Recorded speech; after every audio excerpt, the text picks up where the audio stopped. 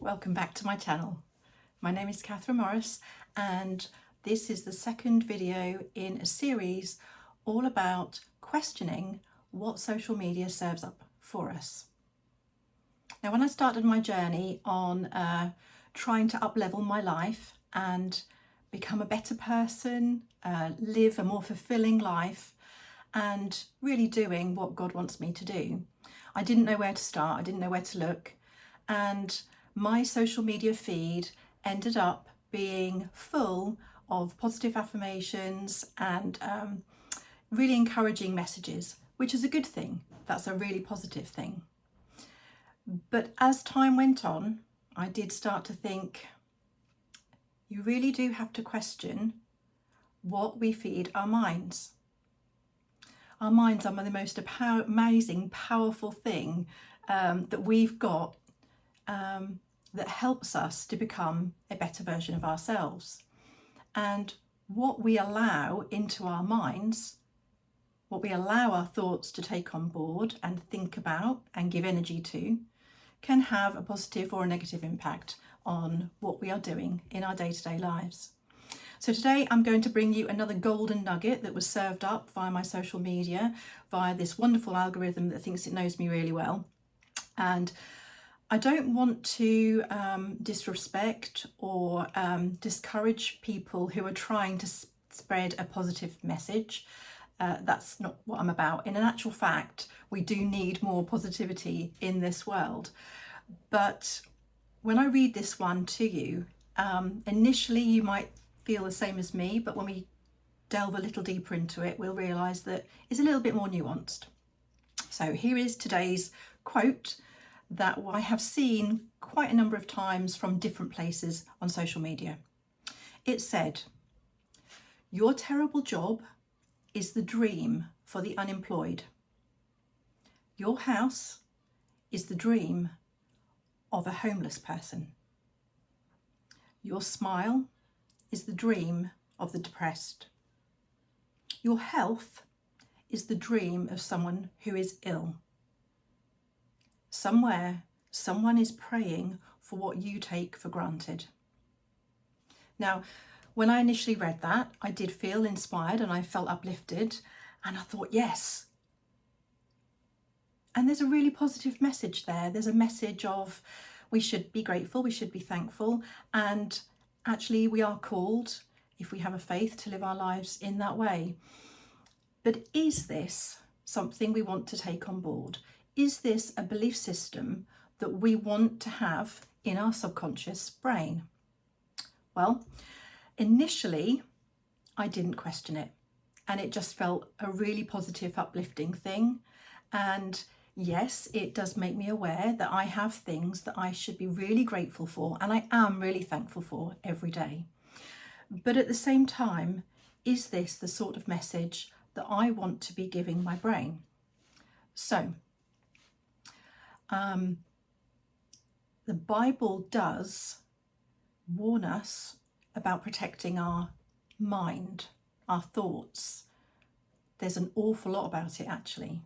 And it's not surprising that one of the things we are told to do when putting on the armour of God is have the helmet of salvation. This is a protection that we are supposed to put to protect our mind, our thoughts, and our brain. And actually, Paul talks about this quite a lot in many of his letters. He talks about the renewing, being transformed by the renewing of our mind in Romans 12. And there's even a verse in, just check here, 2 Corinthians 10, verse 5. Take every thought captive. So with that in mind, what is this message actually saying to me?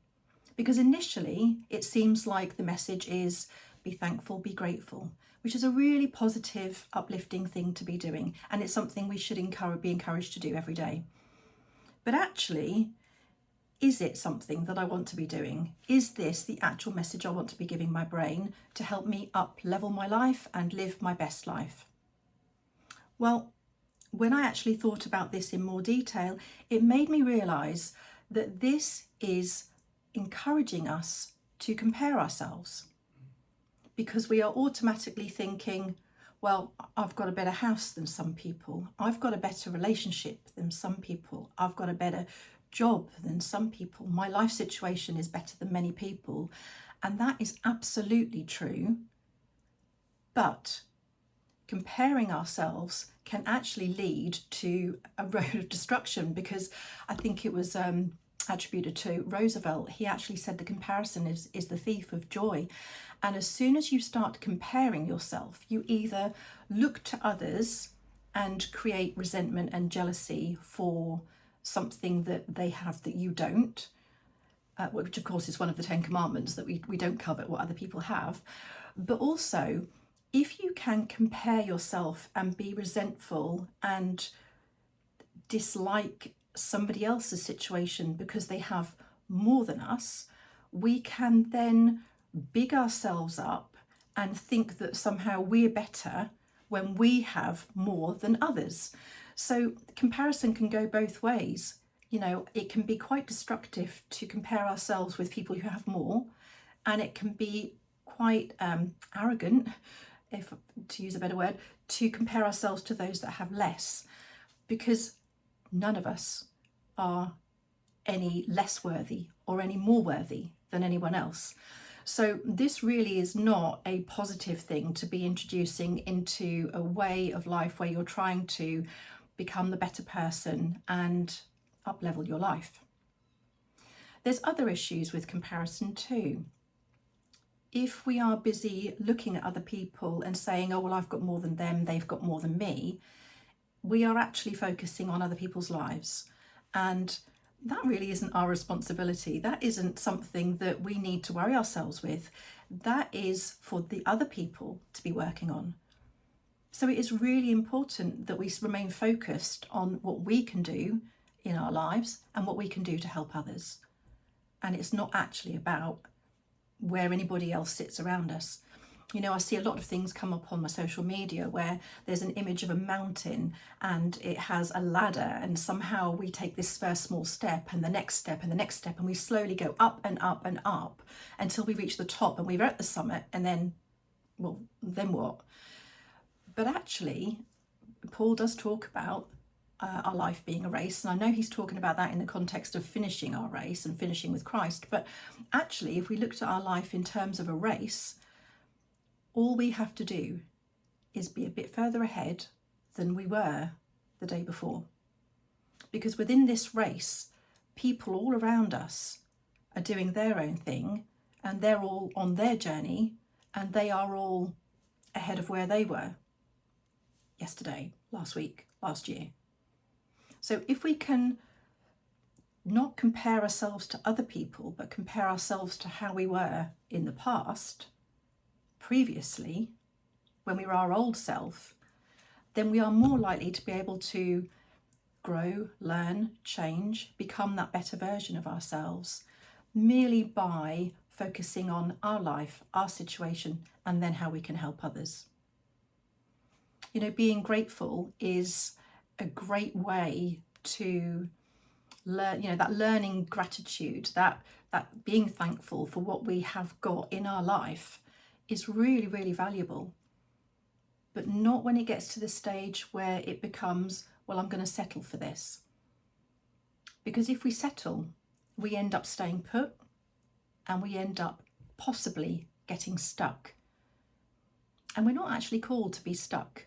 We're not called to be settled and stay in one place. And I'm not talking about geographically. You know, this is about our growth mindset. This is about becoming the best version of ourselves. This is about reaching out and helping others. So the idea that we can just go, oh, well, thank you, I've got a nice relationship, I've got a nice job, I've got a nice home, is actually not what we're called to do. We are actually called to grow and learn and get better and better and better. So today I just want to put a call out to you to say, give yourself permission to, yes, be grateful for what you have, but at the same time, know that it's okay to want more. Know that it's okay to dream of having more. And I'm not talking about necessarily material possessions, although that may come into it, but it's okay to have dreams, to have visions, to have a goal, to want to achieve more in your life, to become that better person in order to help others. And there's actually a balance there that can be had, that is doable, and we are called to grow and be better and better and better day by day. So where you may feel that you're staying small, you're perhaps stuck, and you're busy trying to say, oh, well, I'm really grateful for what I've got, which is very important, it's actually okay to dream big. It's okay to want abundance, because we've actually been promised that. That's what we have been designed to receive and then be grateful for. And then we can up level again and up level again. And we have more gratitude because we are then given more. And there's absolutely nothing wrong with that, because when we dream big, so big we don't actually know how this is going to work out, we have the God of the impossible on our side who can actually make these happen. So I'm just going to leave that there with you today. Dream big. You know, wish for things that are seemingly impossible at the moment. Start to think about, how can I live an even better life? Because that's what we're called to do. And the more we can live better lives, the more we will have to offer other people, to serve people and help them in the long run.